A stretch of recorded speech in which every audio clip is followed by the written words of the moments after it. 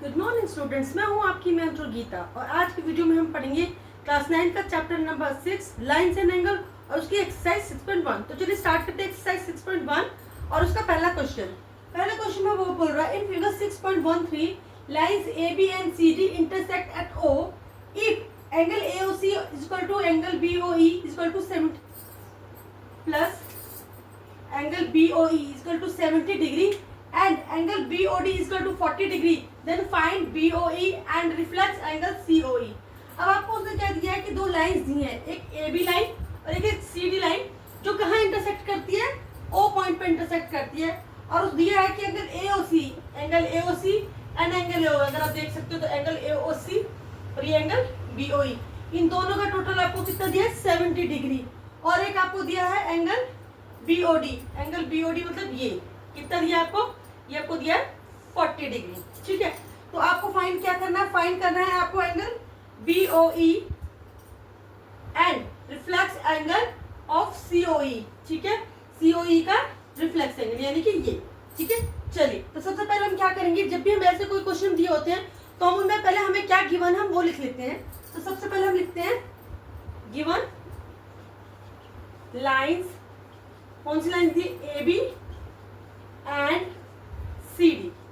ठीक है, दूसरा क्या दिया है, angle AOC plus angle BOE equal to 70 degree, इन दोनों का टोटल 70 डिग्री है।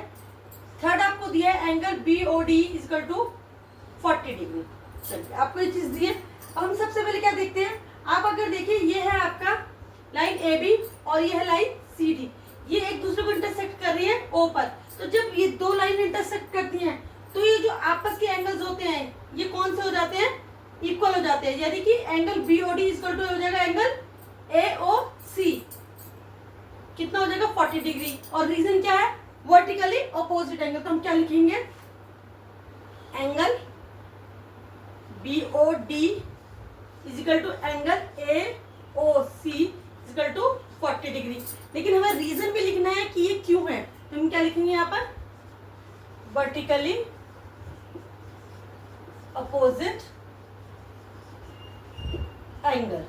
ठीक है, चलिए इससे आपको AOC पता चल गया। अब आपको सिर्फ दिया है angle AOC plus angle BO equal to 70 degree, तो आप एंगल BOE निकाल सकते हैं, आपको AOC पता चल गया है। अभी हमें लिखेंगे angle AOC plus angle BOE equal to 70 degree और ब्रैकेट में क्या लिख देंगे हम, गिवन, ये हमें क्या है, गिवन है। ओके, ये हमें गिवन दिया हुआ है, तो हमारे AOC की जगह पे हम क्या लिख देंगे, यहाँ पे लिख देंगे AOC हमारा कितना आया था 40 degree, 40 plus angle BOE equal to 70 degree. तो एंगल BOE क्या हो जाएगा आपका 70 माइनस 40, ये 40 प्लस का इधर जाकर क्या हो जाएगा माइनस, तो ये आ जाएगा आपका 30 डिग्री, कितना आ गया 30 डिग्री। तो आपको एंगल BOE भी पता चल गया, क्या आया आपका एंगल BOE 30 डिग्री। ठीक है, आप चाहे तो यहाँ लिख सकते हो। ठीक है, हमारा BOE भी हमने निकाल लिया एंगल 30 डिग्री। अब हमने क्या निकालना है, अब हमने निकालना है एंगल COE और उसका रिफ्लेक्स। तो चलिए अब इसको हम निकालते हैं एंगल COE को। चलिए अब हमारा एंगल BOE भी निकल गया 30 डिग्री। अब हमारे पास स्पेस नहीं तो हम इसे यहाँ पे थोड़ा सा इरेज कर देते हैं। अब हमें एंगल AOC भी पता है, एंगल BOE भी पता है और अब हमें निकालना है एंगल CO, तो हम क्या लिखेंगे, angle AOC plus angle BOE, पहले लिखते हैं एंगल BOE, ठीक है, plus angle COE equal to कितना डिग्री हो गया आपका 70 डिग्री। ठीक है, सॉरी 70 डिग्री।